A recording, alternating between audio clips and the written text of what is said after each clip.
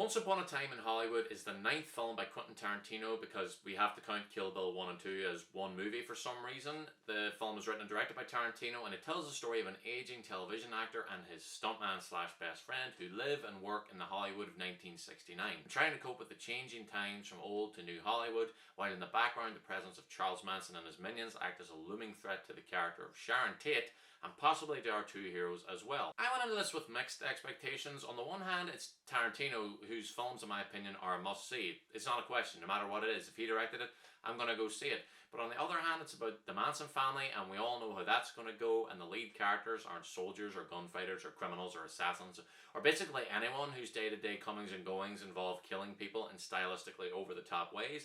And most of the way through, I still kind of felt that way. Why are we watching these guys? What's the point of all this? I came out of this film thinking, how am I going to review this without spoiling it? And it took me a little while to get my thoughts together so I could do a spoiler-free version. And I'm actually tempted to do a spoiler-filled one in addition to this because I'd really love to talk about what happens, but there won't be any spoilers in this. But I can say that I walked out of this film in a great mood. I loved this film, and that is mainly because of the ending. Not because the ending was just so good it made up for the rest, but because the ending made everything that came before it make sense, gave it meaning and context.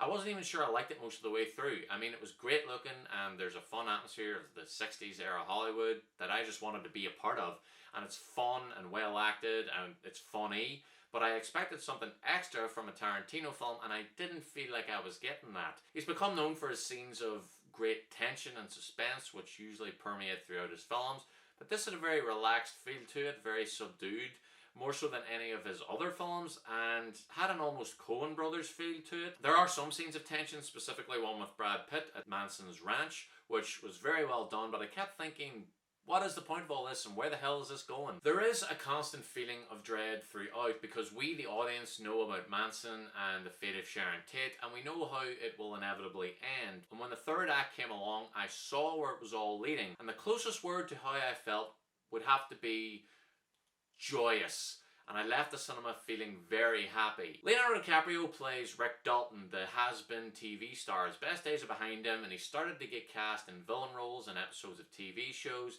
and he can feel the end of his career approaching, and DiCaprio is so good in this part.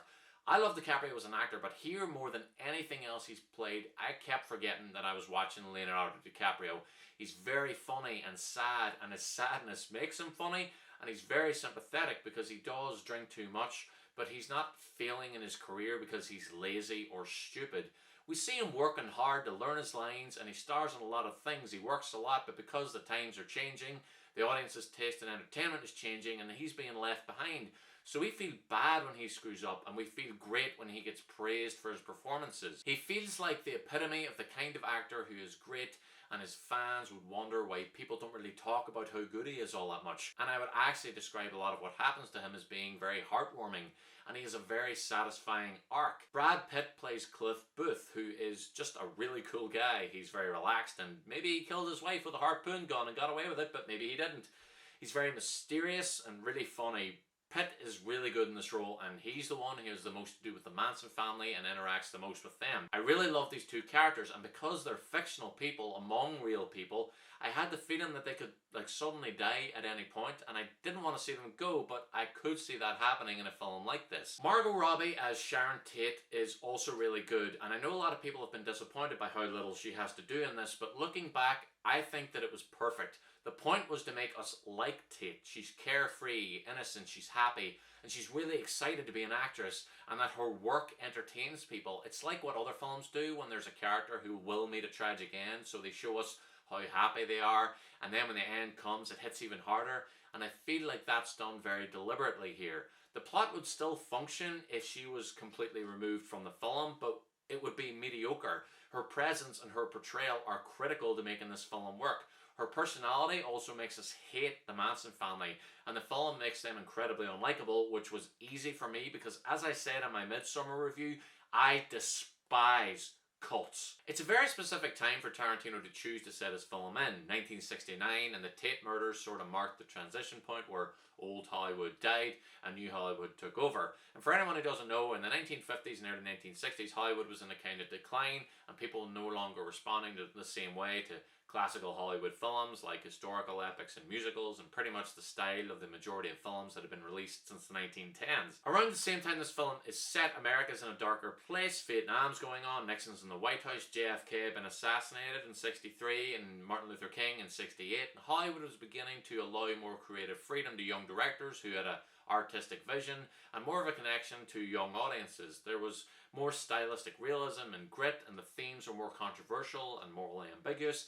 It's the sort of environment that would leave an actor like DiCaprio's Rick Dalton behind. You can tell that Tarantino's having a great time recreating the look of 60s LA, as well as the style of the movies and the TV shows that came out in that era. Just watching DiCaprio appear in cheesy western shows and episodes of old procedural cop shows are played completely straight, but because it's DiCaprio doing it, it's just funny. There are a lot of references to actors and singers and movies and TV shows, because of course there are, it's a Tarantino film. It's actually surprising that he's never made a movie in a setting like this before, and it probably has the most references out of all his films, even though it doesn't feel like it because the characters live and work surrounded by them, so it's all very organic. I think I would have got more out of it if I'd known more of the references, but I recognised a good amount. There are also a lot of cameos by modern actors like Al Pacino and Timothy Olyphant, Luke Perry, rest in peace, and some Tarantino alums like Michael Madsen and Bruce Dern, Kurt Russell and Zoe Bell. Also, Damian Lewis plays Steve McQueen, which was surprisingly great casting. There's a director character in this who I didn't recognise but was really funny and gave a really good performance, and I looked him up afterwards, and his name is Nicholas Hammond, and he was Friedrich von Trapp from The Sound of Music and Spider-Man in the old Spider-Man TV show. What the actual fuck? But he was great in this. And the guy who played Bruce Lee was uncanny, and that was the funniest scenes in the whole movie. The soundtrack is good, and it introduced me to the Neil Diamond song Brother Love's Traveling Salvation Show, which I've been listening to ever since I saw the film, so thank you very much for that. And it is a great looking film. One of my favourite cinematographers, Robert Richardson, shot it, and it really does feel like a real place that would be a blast to live in. I don't know how they recreated so much of the city. My first thought would be very realistic CGI, but I don't know, because it looked flawless. So I can't talk about the ending in any real detail or it will spoil it, but I will say that most of the film is a very slow burn. It's all entertaining, but it's very laid back and feels rambling, like this happens and then this happens and then this happens. And I was beginning to think that Tarantino had just decided to write a different kind of script, which was trying not to be as clever or not to even drive towards some kind of conclusion. Like, he just wanted to show a day in the life of some interesting people in Hollywood, which would have been good, but kind of disappointing for a Tarantino film. Then when it's over, I realised that almost every scene, especially Brad Pitt's scenes, give us information that becomes relevant at the end. And I've been thinking about it almost constantly since I saw it, and I really want to see it again to catch it all, because I honestly have this belief that every scene in this film is important, even if it didn't feel like it at the time. Questions like, why would this character do this? Or how do they know how to do that? Or where the hell did that thing come from? Everything is either establishing some important element or creating an expectation of what we think will happen based on other movies and how true crime stories like this usually play out. Like, there's a time jump and a narration which could be considered lazy storytelling, but it's important because it gives a sort of documentary feel that you would get from the recreation of a real life murder. Everything eventually makes sense. It really helps if you know at least some of the detail about the Manson murders, because I don't know how this would play for someone who doesn't know who Sharon Tate is or what happened to her. The majority of the film is some pretty easy watching. It's not overly violent or even particularly sweary, which is weird for a Tarantino film, and it feels like his most restrained work. He seems to have put more effort into making the characters likable rather than cool. But Pitt's character is still cool and mysterious, and maybe he murdered his wife and maybe he didn't, but it's still funny. There's a depth and sympathy to the characters in this film that you don't usually see as much of in his other films. I can imagine that there will be a lot of discussion and debate around how the film ends, as everyone scrambles to figure out if it's offensive or not, and why, and should film be used for something like that, and who's Tarantino anyway to just go and make a film where this sort of thing happens. It didn't offend me. I'm all for films exploring and hypothesizing and fantasizing and doing whatever the fuck they can to create a compelling story, and Tarantino can do whatever the fuck he wants because it's his fucking movie. I think I'm gonna do it. Should I do it? I think I will. Here it goes. For the first time ever on my channel, I'm gonna give Once Upon a Time in Hollywood an A+. Don't go in expecting the spectacle and violence of Inglourious Basterds or Django. Just enjoy it as a kind of comedy and a character piece, and know that all will be made clear in time. I think that Tarantino is saying that his next movie will be his last. Please don't retire, man.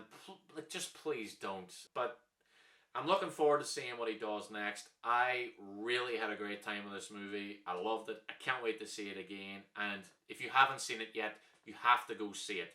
It's a special kind of movie. Thank you very much for watching my review. Please like, subscribe, follow me on Twitter at Look to the Movies. It all helps me out. It really helps the channel grow. Comment down below and let me know if you've seen Once Upon a Time in Hollywood, what you thought of it, if you liked it, disliked it, if you agree or disagree with any of my points, or if you have any points of your own. How did you feel about the ending? Did you love it like I did? I'll be back soon with more reviews, and I will see you then.